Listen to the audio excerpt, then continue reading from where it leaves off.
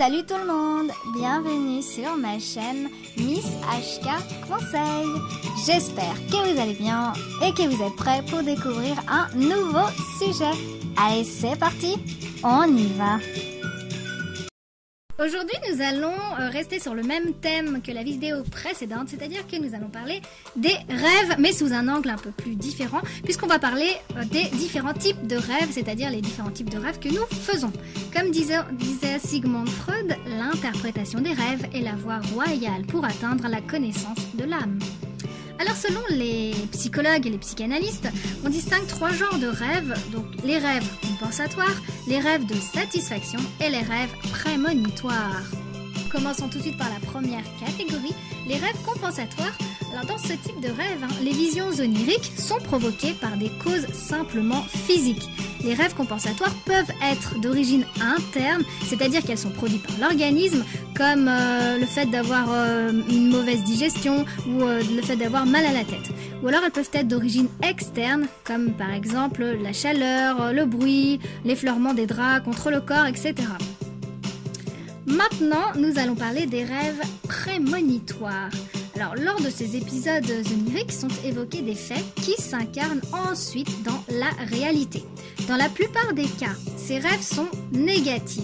Pourquoi ? Parce qu'ils avertissent habituellement d'un quelconque danger à venir. Pour vous citer un exemple, l'exemple assez célèbre qu'on connaît tous, l'exemple de Abraham Lincoln, donc président des États-Unis en 1865.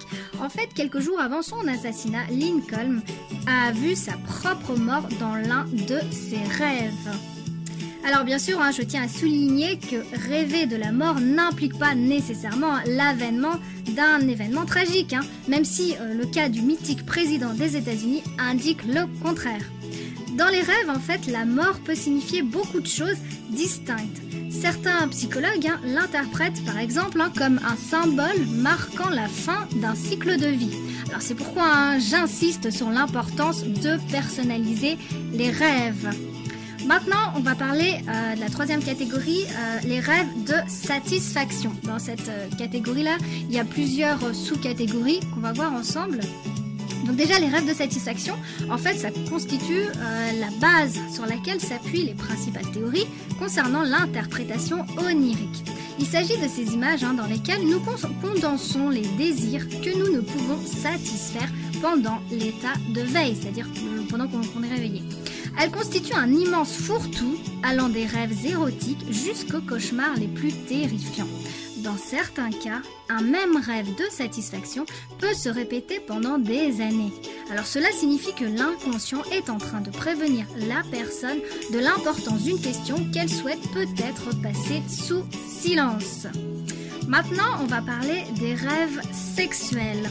Alors, il existe des rêves qui ont la capacité de nous exciter, de nous intriguer, de nous émouvoir ou de nous faire honte. Ce sont ceux que jamais, ou presque jamais, nous ne partageons avec les autres. Il s'agit donc des rêves érotiques qui, en général, n'ont rien à voir avec le comportement sexuel et social que nous avons à l'état de veille. Les rêves érotiques réunissent beaucoup d'autres sensations multiples que, dans la vie consciente, on n'associerait probablement pas avec celles que l'on associe spontanément au sexe. S'ils peuvent être violents, passionnés, pervers, romantiques, etc. Dans le fond, ces songes renvoient à des conflits internes, ainsi des besoins émotionnels profonds. Maintenant, on va parler des rêves et fantasmes érotiques. Alors les rêves érotiques sont aussi relatifs au développement physique et émotionnel de chaque personne. Au cours de la puberté, par exemple, on sait que ce genre de rêve est quelque chose d'assez courant. Il faut savoir que presque tout le monde a fait au moins une fois dans sa vie un rêve érotique. Et pourquoi ? Parce qu'en fin de compte, au final, ce sont des phénomènes naturels de notre quotidien. Par contre, il mérite cependant qu'on y consacre une certaine attention en recherchant par exemple s'il renvoie à des questions sexuelles ou s'il concerne d'autres aspects. Pourquoi ? Parce que les rêves érotiques comportent de précieuses pistes sur l'intimité dans le couple. Si par exemple quelque chose ne marche pas comme cela devrait fonctionner, ils indiquent probablement aussi le chemin à suivre pour la résolution du problème. Il ne devrait exister aucune différence spécifique entre les rêves érotiques des hommes et les rêves érotiques de femmes, mais plutôt entre ceux de chaque individu.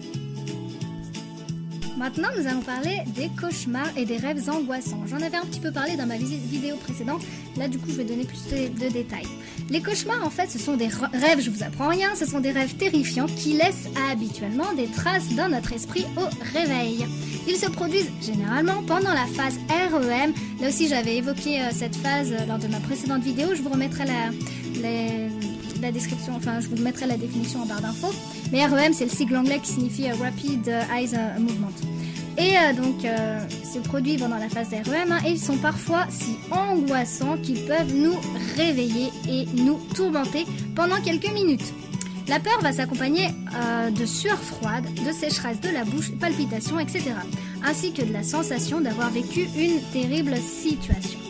Alors parfois des événements traumatiques qui nous arrivent dans la vie à l'état de veille, par exemple un accident, un vol, une agression sexuelle, etc., peuvent nous rendre visite dans nos rêves. Notre esprit, qui a besoin de libérer la tension que l'épisode a provoquée, le fait lorsque notre conscient est au repos, c'est-à-dire lorsque nous dormons. À mesure que le temps passe, normalement, ces songes, généralement, doivent s'estomper. Le fait qu'ils persistent est dû à un traumatisme plus profond qui n'a pas été dépassé. Dans ce cas-là, l'aide d'un professionnel ou alors la compréhension d'un ami à l'écoute peuvent être sollicités. En parler sera le premier pas pour dépasser le problème. Maintenant, nous allons parler des rêves d'inquiétude.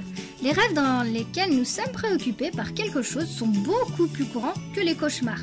Parfois, la pression pour la question que nous ne finissons pas de résoudre dans le rêve est telle qu'elle nous réveille.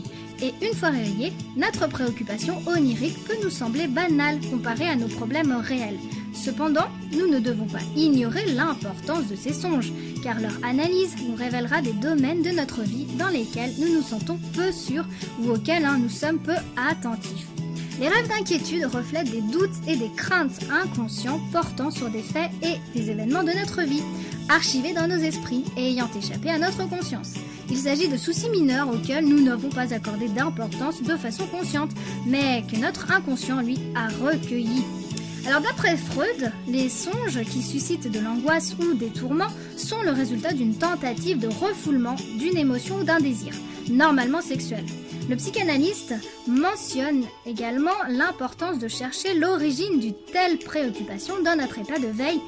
L'ignorer risque sinon de la faire dégénérer en trauma. Cette vidéo est à présent terminée. J'espère que le sujet vous aura plu. N'hésitez pas à me laisser des commentaires. Vous pouvez également me retrouver sur les réseaux sociaux tels que Instagram, Facebook, mail sur Miss HK Conseil. N'hésitez pas à liker et à partager. Je vous remercie pour avoir pris soin de regarder ma vidéo. Je remercie particulièrement mes abonnés.